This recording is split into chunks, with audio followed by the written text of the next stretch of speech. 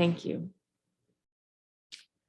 About a year and a half ago, Carol White and I were working on a service together, and she had recently seen a report on the national news highlighting the high levels of food insecurity during the pandemic, and specifically in the San Antonio area, and how the San Antonio Food Bank was scrambling to meet that need. A single picture, this picture, taken by San Antonio Express News photographer William Luther, had drawn national attention and highlighted the issue of food insecurity during the early days of the pandemic. Carol shared a video of that news story, and we asked ourselves, how can we help? She challenged you, members of this small congregation, to start giving a little extra each week so that we could pass it on to some local organizations fighting food insecurity in our community. And one of those organizations is the San Antonio Food Bank. Lauren Diehl, the interfaith engagement manager at the food bank, noticed our contribution and reached out to me a few months ago and asked if we would like a visit to our congregation so that they could tell us a little bit more about the San Antonio Food Bank and how our contributions help them to help others in our community. So today it is my great privilege to introduce our guest speaker, Mr. Eric Cooper, the CEO of the San Antonio Food Bank.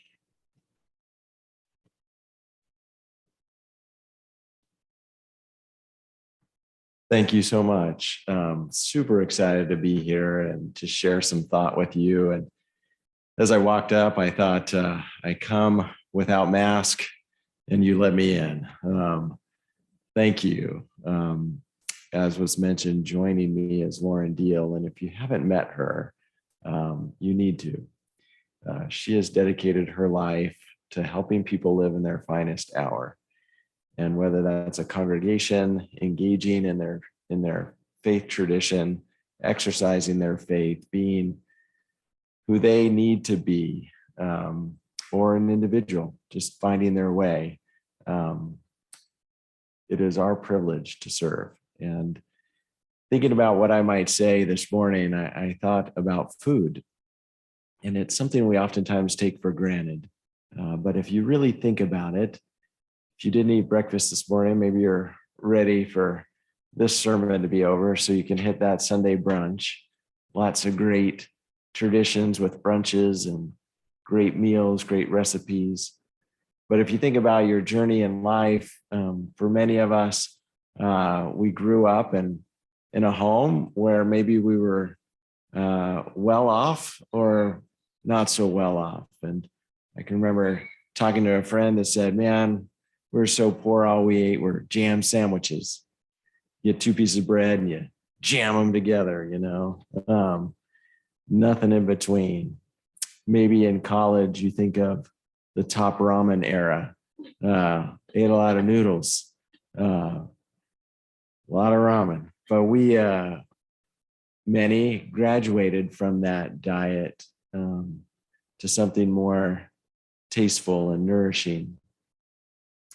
But many in our community didn't graduate their diet to something more nourishing, or maybe are still struggling.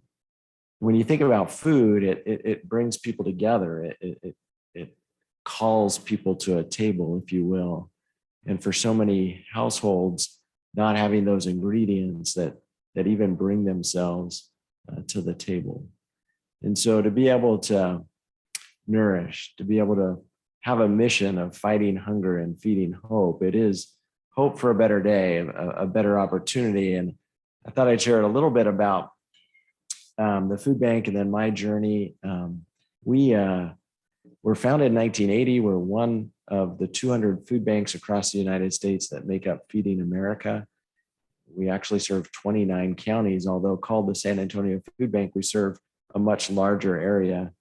And within that 29 county region, there's now over 700 partner organizations that we work with, and providing food and groceries, meals to those in need.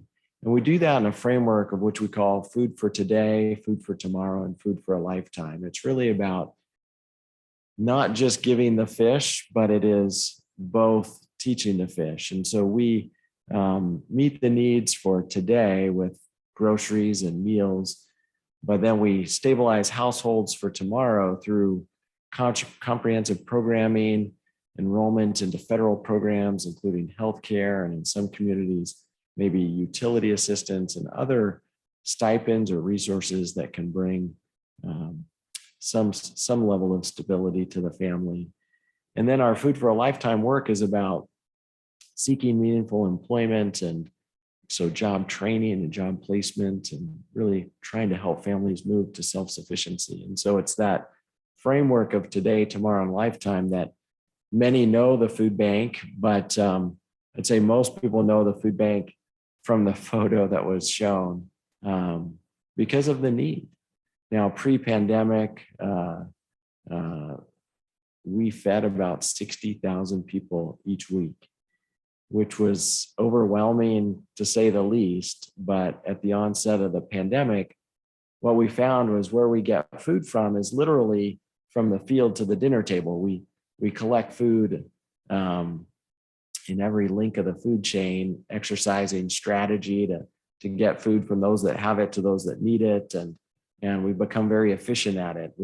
We're able to leverage your dollar well. In fact, thank you so much for your contributions. We turn every dollar into one meal. And for many nonprofits that are graded on kind of operational efficiencies, everybody wants to know, Eric, out of this dollar, how much went to overhead?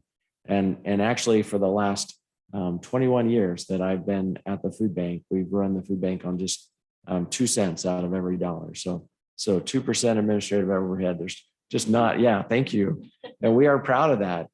It attracts investors, if you will, that then allow us to deliver that ROI of $1 equals 7 meals. But as we're procuring food from the food chain, if you will, field to fork, we work with farmers, growers, food manufacturers, some incredible grocery retailers like HEB, and then restaurants, hotels, caterers, places that prepare food to be eaten when it's not. We rescue those leftovers. We even have a wild game. We process venison, and then most people know us in food drives. Well, all of that food comes in.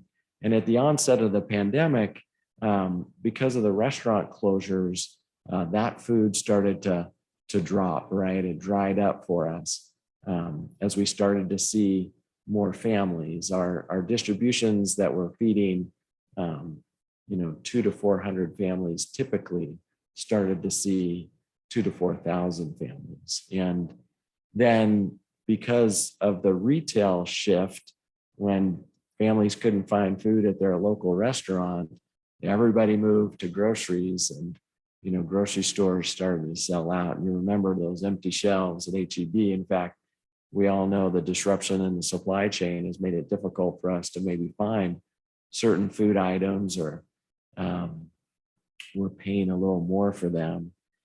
Well, that caused for us our trucks to come back with less than half of what they had been collecting prior to the pandemic, again, as the need was rising.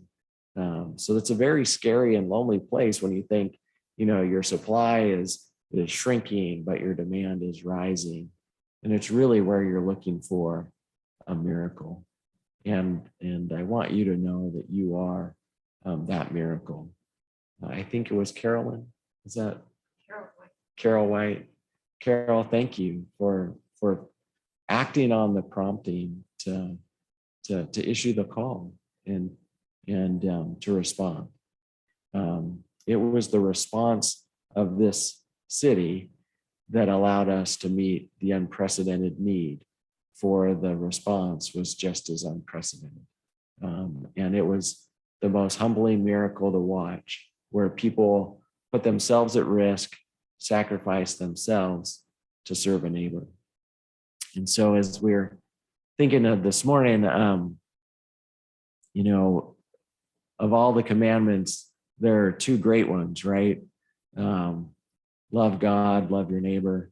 And I was reading actually this morning in John 14, And this is what it said. It said, he that hath my commandments and keepeth them, and he that it is that loveth me, and he loveth me shall be loved by my Father, and I will love him, and I will manifest myself unto him.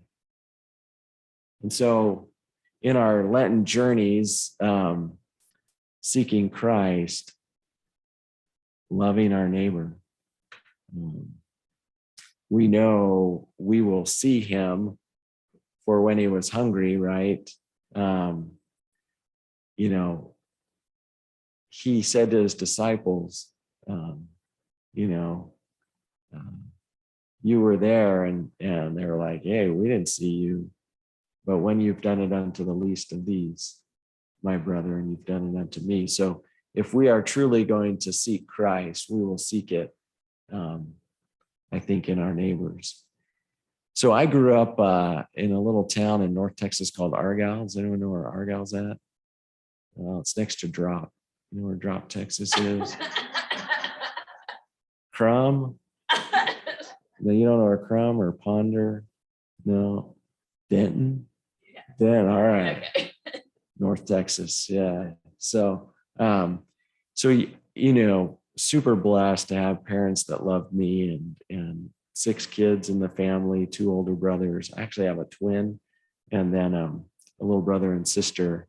About the time I was leaving house to make my way in the world, to go off to school and provide for myself, my parents got divorced, which unfortunately happens to many families.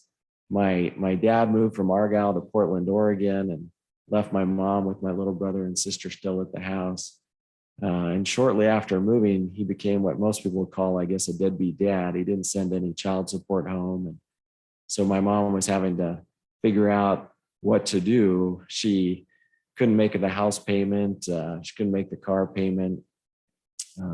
She had raised kids. She hadn't worked outside of the home. And so now she was entering the workforce, and underskilled and underappreciated. I did what I could do to help her make those ends meet, as my other brothers did, feeling some ways some guilt, because we knew for our little brother and sister it wasn't going to be the same childhood we had. But then in some ways being frustrated with our dad, feeling like he had shirked his responsibilities and left him in this bad way. Well, I was blessed in business, and I noticed whenever I wrote a check to help my mom, that my business would prosper. And that unique privilege that I do believe enable to answer the prayers and cries of the poor, God has to have somebody that responds. And that's a real miracle to be a part of that transaction. But I didn't want to talk to my dad. I was so angry that I let 2 years go by. And at the end of the 2 years, felt like, man, somebody needs to tell him what a wrecking ball he was and is. And, I asked my mom if she had talked to him or communicated with him, and she really hadn't. She knew the employer that he went to go work for. That was about it. So I looked him up and called him, and they just said, hey, your dad doesn't work here anymore, but he started this date, ended this date. It looks like he hasn't worked here for about 1.5 years. So we don't know what to tell you. He had this as his address. It was some apartments that were there in Portland. So I found their number and called them, and they basically said he had lived there, but only was there for about 6 months, and then end of story. And this was in the early 90s. I joke that it was before Al Gore invented the internet.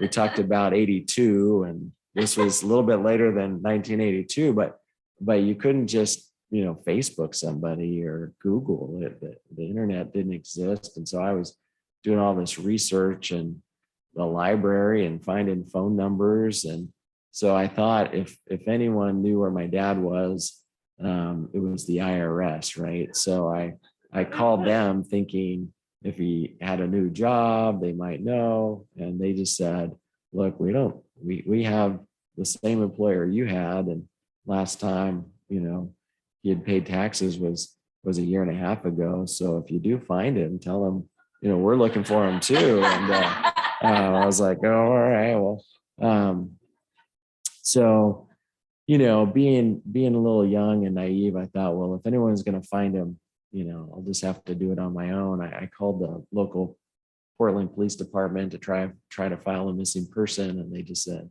you don't really even know if he's missing. So what we recommend is that you hire a private detective. And I said, maybe I could just go to Portland and find him. And so I made up a flyer. I had a picture of him, and I just put, if anyone knew his whereabouts, to call me, and filled an entire suitcase full of flyers at Kinko's, again, a remnant of the old times.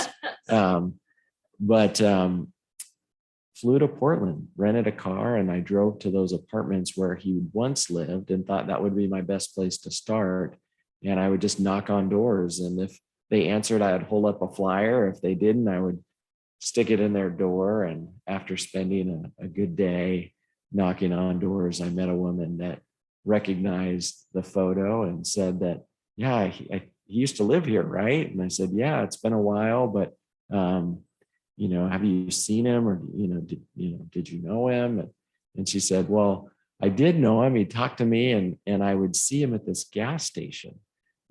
If you go over there, they might be able to tell you where he's at. So I got in the rental car, drove to the gas station, and as I was driving there, I thought, well, what's he doing at a gas station? Did he buy a gas station? My dad's kind of a white collar business guy. And so I thought, well, I'll ask for the owner. And when I pulled in and asked for the owner, this gentleman walked out that wasn't my dad. So I just held up a flyer and said, I'm looking for my dad. And he said, oh, yeah, we know your dad used to work for us. Doesn't work here anymore. I think he works for this transmission shop. If you head over there, you might find him. So I thought, all right, I'll journey that way. And as I'm driving over to the transmission shop, I realized Portland, like many cities, has a good side and a not so good side. This was actually in the not so good side. So seeing more graffiti and abandoned buildings. And as I got on the street where the transmission shop was and started to pull up, I could see their parking lot was empty. In one corner of the parking lot were some youth that looked like they might be in a gang. The other side of the parking lot was a little alleyway between this abandoned building that there were some homeless guys kind of meddling around. So I thought, surely if I pull into this empty parking lot and these guys see this young guy, so young, handsome, they're going to jump me, right? And I hadn't taken out the rental car insurance, trying to save some money. So I thought I'll be paying the rest of my life. But without, better thinking, I went ahead and pulled into the parking lot. And intuitively, I assumed it was closed. There wasn't any cars there, but it wasn't until I saw the closed sign hanging in the window that all of a sudden my spirit dropped, my heart sank. I became overwhelmed. And this feeling was a feeling of seeing that closed sign as a punch to the face. What was I thinking? I came all the way to a state I'd never been to, trying to find my dad, and there is no way he could be anywhere. I didn't think this thing through. I didn't plan it well. Was I that stupid? I'm an idiot. And all those feelings of insecurity, this was just a dumb idea. Well, I was seeking to find him, but everything around me was telling me this was foolish. And it was in that moment that I just thought, man, I should just go home and give up. And then I was prompted just to say a word of prayer. And I just asked Heavenly Father if I was even remotely on the right track. Would he just guide me? Would he help me? Because I was lost. And then as I finished my prayer, I felt comforted, but I was still kind of watching, making sure that I didn't get jumped or someone didn't try to steal the car. And I pulled out the rental car map and I was kind of looking to see where else I might go, or maybe to the hotel, or maybe just head home. And out of the corner of my eye, I noticed this gentleman in that alleyway, one of the homeless guys, walking, and he turned his face to where I could see it. And I realized it was my dad. And I just, watched him for a second, and then I just yelled, "Dad." And he looked, and I started to get out of the car, and he just came running. And the first thing he said to me was, "Son, I knew you would come." And the only thing I could say is, "You look hungry." And he said, "I am." And I said, "Well, just get in the car." And he did. And I had passed a Denny's on the way to the transmission shop. So we drove up to the Denny's and we both got out. We walked in and we were greeted by a maitre d' who welcomed me, looked at my dad, and then looked back at me and asked, "Would you like a table for one?" We all know what she meant, right? She wasn't putting us together, right? We weren't connected. Surely he wasn't with me, but he was my father. And the memories of him teaching me how to throw a spiral, making me feel safe when I was afraid, providing, came back. And the thought that he wasn't even going to be recognized as a human being at a Denny's just broke my heart. So I told her, no, he is with me. And I need a table for two. We sat down. My dad quickly wanted to apologize. He's like, "I'm so sorry. I really made some mistakes. And I know I put your mom and your brothers and sister in a bad way. I want to testify the power of the atonement and the blessing of forgiveness, because I had gone there to chew them out, right? And quickly my heart was softened to say, "Dad, it doesn't matter what our pasts have been. It's really what our future is going to be. And our future is that you're going to come home with me and live with me." And he said, "No, son, knowing you care is all I need. That's all I need." I said, "Well, you seem like you need more than that." And he said, "Well, no, I'm good." I said, "Well, don't seem good." And I said, "Where do you live?" And he said that in that alleyway behind that transmission shop was an abandoned camper trailer. It didn't have running water, electricity. He didn't actually work at the transmission shop. He just slept behind it, and that he would help out at the transmission shop and they would, give him odds and ends. And I said, "Well, how do you eat? I mean, how do you feed yourself?" And he said, "Well, there's this woman that she drives a catering truck, different than the catering trucks we have today, the canteens, the roach coach, right? She drove to businesses and sold her food, and whatever food didn't sell at the end of the day that was perishable, she drove the streets of Portland and fed the homeless." My dad never would say that he was homeless, but he would say that he was the beneficiary of her generosity. Well, you can imagine I flew home a bit screwed up, right? Pain that I was leaving my dad. But he, like now the 90,000 people we feed each week, struggle to ask for help in that world of pride, and the feeling of asking for help is in some ways admitting failure. Kept him there, and I couldn't convince him to come home. And so, I just, was so overwhelmed with that. We were able to call the transmission shop and they would get him on the phone. And 3 months later, he ended up moving back to Texas, and the story goes on. But I can also never forget a woman who at the end of her day was probably tired and fatigued and, had kids and obligations to get to, found that she would take the time to drive the streets of Portland and feed a stranger. And so I had sold my business. I had started to pivot to figure out what I was going to do and be in my life.